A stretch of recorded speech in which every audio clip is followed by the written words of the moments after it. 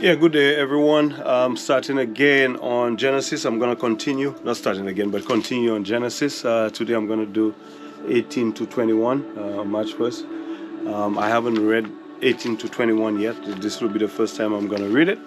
I will try to share my understanding of what I'm reading. As always, I'm just reading for the first time, and I'll try to share my understanding of what I'm reading as I'm going along. Some words might come up and I may not be able to pronounce it properly. However, I'll try my best because it's the first time I'm reading this. So for those of you who haven't yet, you can go back and see the other Genesis. I started from Genesis 1.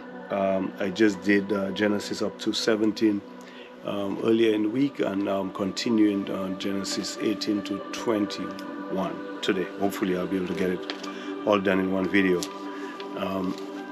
With that said, if you haven't subscribed yet, subscribe, like the videos, share the videos, guys. If you like it, leave comments so I can improve and make this thing even better. Let's go. Genesis 18 to 21. Genesis 18. And the Lord appeared unto him in the plains of Mamre, and he sat in the tent door in the heat of the day. So you guys are wondering who is they talking about in Genesis 17. We are talking about Abraham and Sarai and Hagar. These were the main characters in the previous one. So very likely, as you continue, they're talking about Abraham in 18 here. And he lifted up his eyes and looked, and lo, 3 men stood by him. And when he saw them, he ran to meet them from the tent door, and bowed himself towards the ground, and said, My Lord, if now I have found favor in thy sight, pass not away, I pray thee, from thy servant. Let a little water, I pray you, be fetched, and wash your feet, and rest yourself under the tree. And I will fetch a morsel of bread, and comfort ye your hearts. After that ye shall pass on, for therefore are ye come to your servant. And they said, So do, as thou hast said. So I guess Moses, the Lord, free, it says, where was I? And he ran. 3 men stood by him, he said. That's what they said. 3 men stood by him, and he saw them, and he ran to meet them. But after he met them, he bowed himself towards the ground, and he said, My Lord. So if 3 of them are there, and he's saying, My Lord, I now have I found favor in thy sight. So is he saying, My Lord, as in one, or is that a mistranslation to say my Lord? I don't know, but it says that, but it says 3 men stood by. So I don't know. And then he offered to get them bread, wash their feet and all that, and they say, hey, go ahead and do that. And Abraham, which is the one that we talk about, before he was called Abram, now they put the name to Abraham, right? Hastened into the tent unto Sarah, who used to be Sarai in the previous chapters, and said, Make ready quickly 3 measures of fine meal, knead it, and make cakes upon the hearth, right? So it has to be the free person, but he said, My Lord, but it's 3 people. So he's asking Sarah to prepare a meal for 3 persons. And Abraham ran unto the herd, and fetched a calf tender and good, and gave it unto a young man, and he hasted to dress it. And he took butter and milk, and the calf which he had dressed, and set it before them, and he stood by them under the tree, and they eat. So I guess when they say he to dress the cow, right? Fine meals, and he kneaded it, and then he dressed the cow. I guess that means they slaughtered the cow, they prepared the cow. I guess the term dress it means that they prepared the cow, right? And they said unto him, Where is Sarah thy wife? So now they're asking him for Sarah. Where is your wife, buddy? You come here to us, but where is your wife? And he said, Behold, in the tent. And he said, I will certainly return unto thee according to the time of life. And lo, Sarah thy wife shall have a son. And Sarah heard it in the tent door, which was behind him. So they spoke to Abraham. Sarah is in the tent. So Sarah eavesdropping. That's the first time you hear about eavesdropping, I guess. That's the first time I read about eavesdropping in the Bible. So now you have Sarah eavesdropping, heard what they said while she's in the tent, right? Now Abram and Sarah were old and well stricken in age, and it ceased to be with Sarah after the manner of woman. So they were old. So when they say it ceased, C-E-A-S-E-D, ceased to be Sarah, right, as the manner of women, meaning that I guess what they're saying is at that age, she wasn't childbearing anymore. She's an old lady now. So she's not like a young person, a young, woman anymore, right? So she's a little older now. So I guess that's where they say he ceased to be with Sarah after manner of women. Therefore Sarah laughed with herself. So she heard that and she laughed, with herself, saying, after I am waxed old, shall I have pleasure, my Lord being old also? Right? So she's saying, I'm old. I'm an old woman. Am I going to start having pleasure now? To have a child? How is that going to happen? Right? And the Lord said unto Abraham, wherefore did Sarah laugh, saying, shall I of a surety bear a child, which am old? So the Lord is saying, hey, she's laughing. Why is she laughing? She doesn't believe me? And then they continue by saying, is anything too hard for the Lord? So this is a question, is anything too hard for the Lord?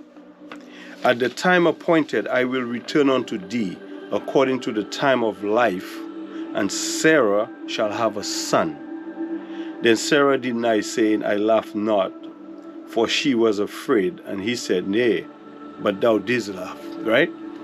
So Sarah denied she laughed, but the Lord said, yeah, you did laugh. I heard you.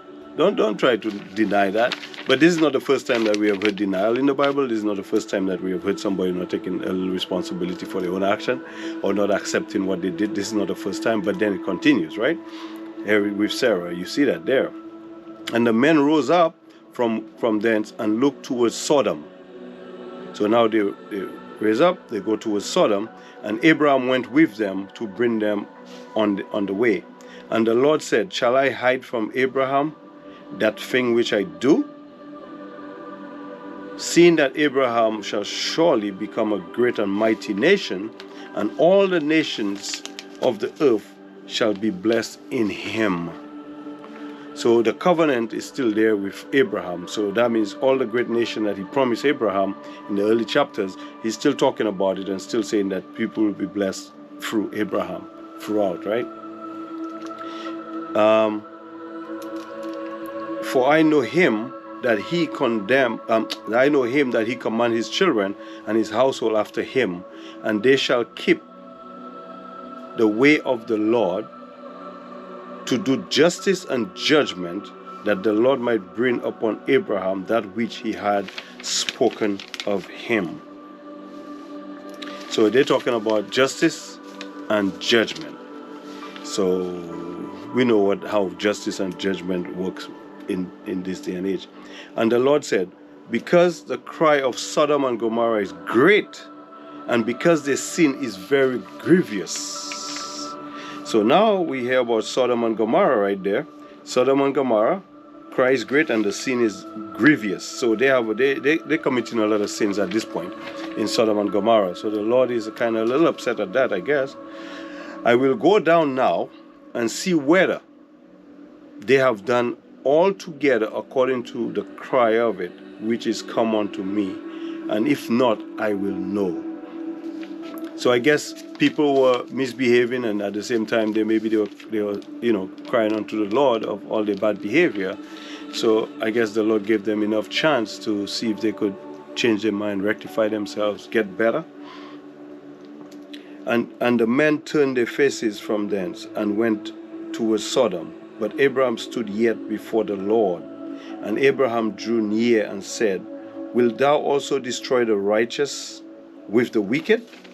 So now Abraham realized that the Lord is going to destroy Sodom and Gomorrah. That's why he's asking the question, right? So he said, are you going to destroy the righteous with the wicked? Are you going to destroy every single thing there? Right? Because I'm sure Abraham remembered that the Lord had spared Noah and Noah's kids and saved some animals during the great flood, which is in the previous chapters, right? So now he's wondering, is the Lord just going to destroy that whole area, just like he did previous, right? Peradventure there be 50 righteous within the city. Will thou also destroy and not spare the place for the 50 righteous that are therein? So Abraham is saying, if you find at least 50 in the city, are you not going to spare those 50? Or are you just going to destroy everything in there? That be far from thee to do after this manner. So slay the righteous with the wicked, and that the righteous should be as the wicked. That be far from thee. Shall not the judge of all the earth do right? So he's still pleading his case, right? So should we not save those people righteous? He's still pleading. And the Lord said, if I find Sodom 50, right? Let me write that down. I'm thinking those guys as I'm reading. And the Lord said, if I find Sodom 50 righteous within the city, then I will spare the place for their sake. So the Lord is giving this option. He said, okay, if I find 50, I'll spare the whole place, just for the sake of the 50 righteous. All right? And then we continue. And Abraham answered and said, behold, now I have spoken upon me to speak unto the Lord, which I am but dust and ashes. So Abraham is acknowledging that he's also from dust and ashes, hence where he'll go back. So he's making reference to that.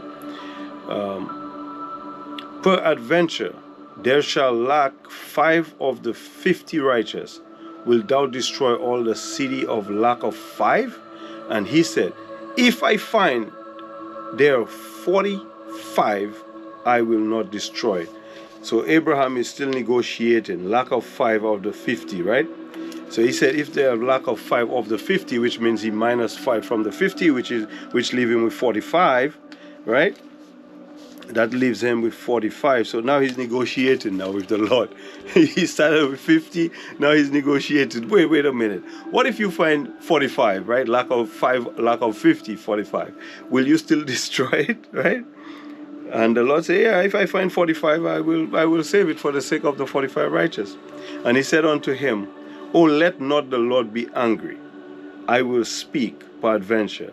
There shall 30 be found there. And he said, I will not do it. And if I find 30 there. So the Lord is saying, if I find 30, I'll still not destroy it. And he said, behold, now I have taken upon me to speak unto the Lord. Peradventure there shall be 30 found there. And he said, I will not destroy it for 30's sake. So the Lord is saying, even if I find 30, they move from 50, 45 to 30 righteous. They're talking about righteous because the Lord knows that these people are not righteous, right? So he's saying, if I find 30, I'll save them. I'll save the whole city of Sodom, right? And he said, oh, let not the Lord be angry, and I will speak yet but this once. Peradventure 10 shall be found. And he said, I will not destroy it for 10's sake. So now they move from 50, 45, 30 to 10. So the Lord is saying, even if I find 10, I'll not destroy the city. If I find 10, the city will be okay.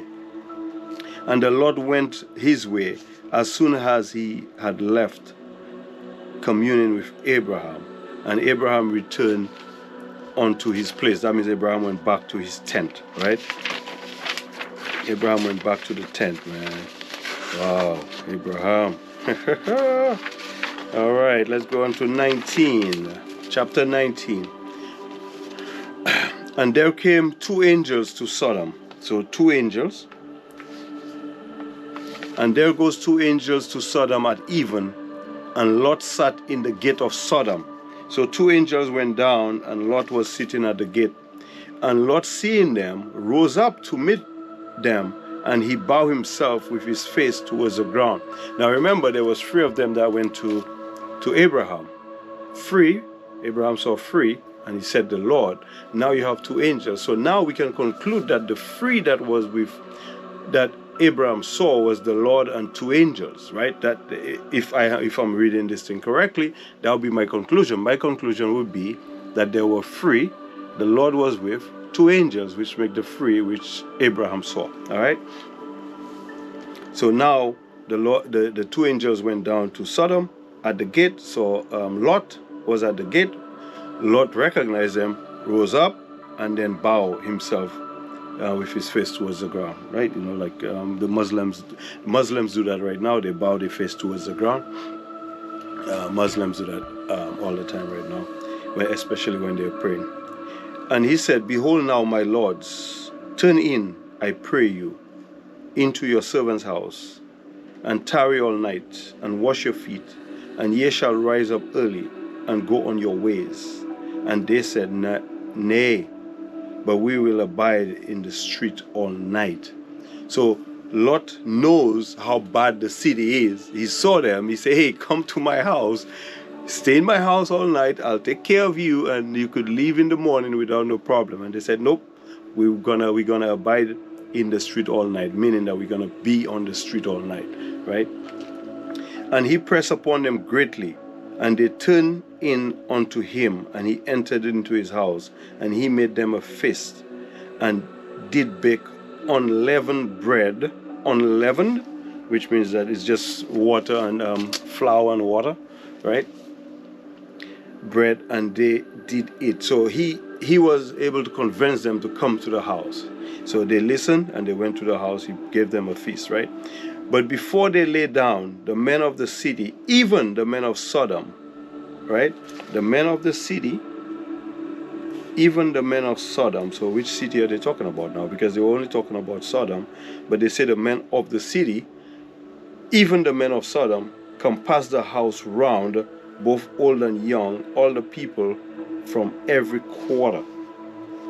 Which means that all these men went to the men of the city, even the men of Sodom. So which city are they talking about there? I don't know yet, but I know in the beginning they said they went to Sodom, right? So which other city are they referring to there? I don't know. Hopefully we're going to be able to catch that as we keep reading. So these men came. They start going around the house. They surround Lot's house. That's basically what they're saying there. They surround Lot's house. And they call unto Lot and said unto him, "Where are the men which came in to thee this night? Bring them out unto us, that we may know them." So they go to Lot and say, "Hey, we know you have two guys that came to your house. We want you to bring them out because we want to know them. We want to get to know these guys. Could you bring them out?" And Lot went out at the door unto them and shut the door after him. So Lot went outside, shut the door behind him so that they don't go inside the house, and said, "I pray you, brethren, do not so wickedly." So you see what I say? I pray you, brethren, do not so wickedly. So why would Lot be afraid to introduce these people to the men of the city? Why would he tell them, "Don't be so wicked towards these people"? Hopefully we're going to get an answer. "Behold now, I have two daughters which have not known man." So he's saying he got two daughters which are virgins. Basically, they don't know any man. So he got two daughters which are virgin. "Let me, I pray you, bring them out unto you, and do ye to them as is good in your eyes. Only unto these men do nothing, for therefore came they under the shadow of my roof." So Lot is now given his two virgin daughters so that these guys in the city, these men from the city and these men and even the men of Sodom, can leave those two men that he have in his house alone. Now remember, these men wanted to walk in the streets. They wanted to abide in the street, right? And I guess it's because of that Lot, what's his name? Lot did not want them to abide in the street. But now he's telling them, "Hey, I'll give you my daughters. They're virgin. You do whatever you want with them, but leave these two men alone." Okay? He's pleading with them. Just like Abraham pleaded with the Lord, to not destroy Sodom if you find X amount of righteous people there. Now, Lot. Remember, Lot is related to Abraham, right? Don't forget that Lot is related to Abraham, right? Lot is Abraham's brother's son, if I'm not mistaken, right? If I remember correctly. So that's Lot's nephew, right? So Lot is Abraham's nephew, right? And they said, "Stand back," right? And they said again, "This one fellow came in to sojourn, and he will need to be a judge. Now, will we deal worse with thee than with them?" And they pressed sore upon the man, even Lot, and came near to break the door. So now they are saying this one fellow came temporarily to stay in the place, right? To temporarily be there, and he will need to be a judge. So this one guy who's passing through will have to be the judge. Now, will we deal worse with this guy who's gonna be the judge? Or are we gonna go in? And they press against Lot again, and Lot is blocking the door now, saying, no, guys, please, right? He's begging them. But the men put forth their hand and pulled Lot into the house to them and shut the door, right? So the men put forth their hand and pulled Lot into the door. So, and they smote the men, and they smote, M-O-T-E, or like in smite, the men that were at the door of the house with blindness, both small and great, so that they wearied themselves to find the door. So now remember, they're saying two, but the men pulled forth Lot, right? But they said the angels, two angels, right? Two angels went. So now those two angels have become, they moved them from being angels to becoming men. Are they becoming men because the people of that area saw them as men, and therefore they have to mention them as men? I don't know. But whatever they did, they created some blindness to this guy so they wouldn't find the door. They created some kind of blindness. They strike them with some blindness.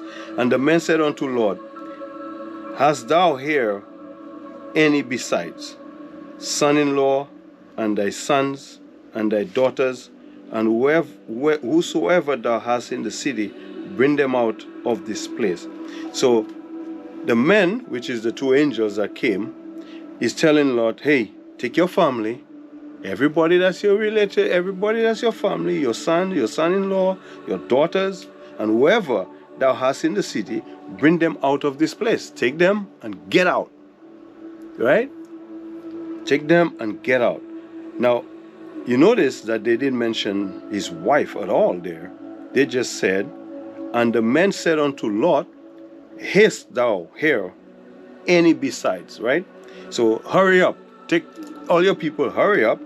Your son-in-law, thy sons, and thy daughters, and whosoever thou hast in the city, right? Whoever you have in the city, bring them out of this place right now. Take them out and get out. But it's interesting that that's in 1912, that they didn't mention his wife at all, which is very interesting. Unless his wife was already dead, I don't know. For we will destroy this place, because the cry of them is waxen great before the face of the Lord, and the Lord has sent us to destroy it. So basically the Lord is saying, listen, these people are wicked, and I send my angels to destroy this place. So he's saying they're wicked people. We're going to destroy these people. They're too wicked, right? And he continues. And Lot went out and spake unto his sons, which means he spoke unto his sons in law, which married his daughters, and said, up, get you out of this place, for the Lord will destroy the city. But he seemed as one that mocked unto his sons-in-laws. Wait a minute. I thought Lot wanted to give the daughters which had not been taken by any. I remember seeing something here. 19:8. I have two daughters which have not known man. Yeah, 19:8 said that. I have two daughters which have not known man. So if you have two daughters which have not known man, but then you're asked to take your sons-in-laws out of there, how far away from that time to that time did that happen? Like, I don't get it. I'm a little confused here, guys. I'm a little confused. All right? Anyway, and when the morning arose, then the angels hastened Lot, saying, arise, take thy wife. Now they bring his wife. Now they talk about his wife now. Oh, in 15. Now they talk about his wife. Take thy wife and thy two daughters, which are here, lest thou be consumed in the iniquity of the city. So now they tell him take his wife and his two daughters. So what happened to his sons-in-laws now? So now they take his wife and his daughters. So the son-in-laws, what happened to the son-in-laws? for the Lord will destroy. But he seemed as one that mocked unto his sons-in-laws. Ah, so he mocked unto his sons-in-laws. I don't know. And while he lingered, which means Lot is lingering, he's hesitating. He's like, oh my God, should I really leave? This is all the place I know. I don't know anywhere else. Where am I going to go? Right? And while he lingered, the men laid hold upon his hand, and upon the hand of his wife, and upon the hand of his daughters, the Lord being merciful unto him, and they brought him forth and set him without the city. So they set him out of the city, right? So they take his wife, his two daughters, Lot, and say, get out of here. But now the sons-in-laws are no longer in the picture anymore. So now it's gone back to like that, where they said that his two daughters had not known man, right? Any guy. So all of a sudden they move from son-in-law to no son-in-law to the girls by themselves. Confusing. And Lot said unto them, oh, not so, my Lord. Right? Oh, I miss a thing here. And it came to pass, when they had brought them forth abroad, that he said, escape for thy life. Look not behind thee, neither shalt thou in all the plain escape to the mountain, lest thou be consumed. So, and it came to pass, right? So how long did that take? Because normally when you say and it came to pass, that means there's a history there. So when the term was used, like and it came to pass, it meant that there was some kind of history. But this thing seems to be happening in real time, like it's very fluid, right? But they said that it came to pass when they had brought them forth abroad. What is this? Taking somebody forth abroad means you're taking them from one place and bring them to another place, right? Escape their life. So I'm confused again, more confusion. And Lot said unto them, oh, not so, my Lord. Behold, now thy servant hath found grace in thy sight, and thou hast magnified thy mercy, which thou hast shewed unto me in saving my life. And I cannot escape to the mountain, lest some evil take me and I die. Behold, now this city is near to flee unto, and it is a little one. Oh, let me escape thither. It is not a little one, and my soul shall live. And he said unto him, see, I have accepted thee concerning this thing also, that I will not overthrow this city for which thou hast spoken. Haste thee, escape thither, for I cannot do anything till thou becometh thither. Therefore the name of the city was called Zoar. So now he moved him from, so now they moved from Sodom and they're moving them over to Zoar. The sun was risen upon the earth when Lot entered Zoar. Then the Lord rained unto Sodom and upon Gomorrah brimstone and fire from the Lord out of heaven. So let me see this. Okay, so there must be a long time, because and it came to pass, right? Remember they said in 1917, and it came to pass. So that means they must have some time going through for that time period to happen, because now he entered Zoar, which is another city, right? And he overthrew those cities and all the plain and all the inhabitants of the city, that which grew upon the ground. But his wife, so he went to Zoar. The Lord is raining brimstone and fire upon Sodom and Gomorrah, and he overthrew those cities and all the plains and all the inhabitants of the city, and that which grew upon the earth. I guess it's the same destruction of that, I guess.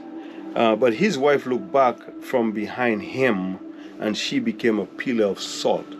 So now they're saying that his wife turned around, and they tell them to, keep going, don't look back, I guess. And she turned to a pillar of salt. I don't know. That's what it says there. Noah's wife turned to a pillar of salt. And Abraham got up early in the morning to the place where he stood before the Lord. And he looked towards Sodom and Gomorrah. So Abraham looked where he had spoken to the Lord. Remember by that tree where Abraham spoke to the Lord, and towards all the land of the plain, and beheld, and lo, the smoke of the country went up as the smoke of a furnace. So now you've seen a lot of fire, smoke, fire, right, in that land. And it came to pass, again, here you have, and it came to pass again. I'm just making notes here, guys, for later when I go back and review. When God destroyed the cities of the plain, that God remembered Abraham and sent Lot out of the midst of the overthrow, when he overthrew the cities in which Lot dwelt. So it's the Lord who overthrew the city. Okay, so the Lord destroyed the city with the angels. They destroyed the city. But they remember Lot because of Abraham. Remember, Abraham has favor unto the Lord, so therefore I guess that favor is extended to Lot, who happens to be Abraham's nephew, right? I'm thinking that's what happened. That's why he got grace from the Lord. That's why they spare him. All right. And Lot went up out of Zoar and dwelt in the mountain, and his 2 daughters with him. And he feared to dwell in Zoar, and he dwelt in a cave, he and his 2 daughters.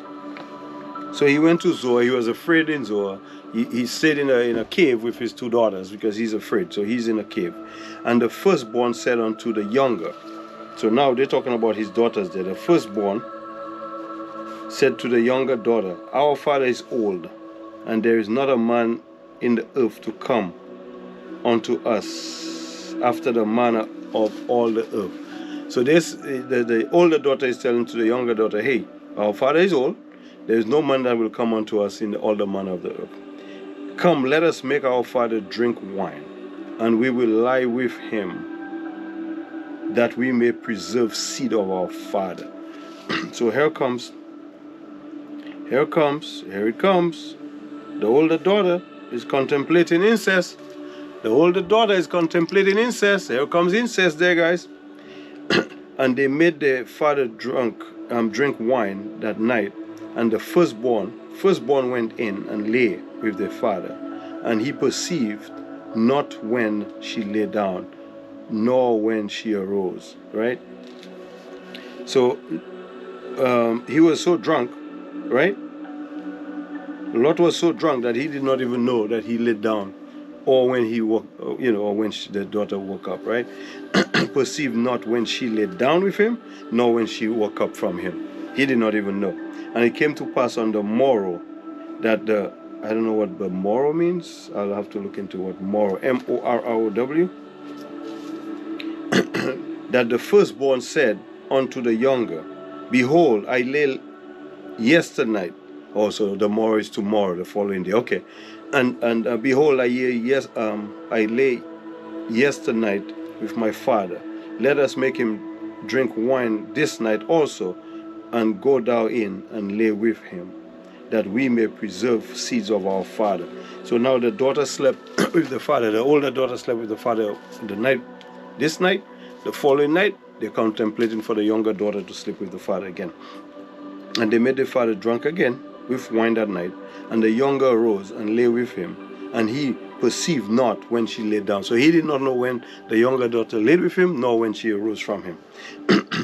First were both the daughters of Lot with child by their father. So both of the daughters became pregnant. They had child by their father. Incest, guys. Incest right there. The firstborn bare a son, and called the son Moab. So the first daughter had a son named Moab. And I have to remember that, firstborn.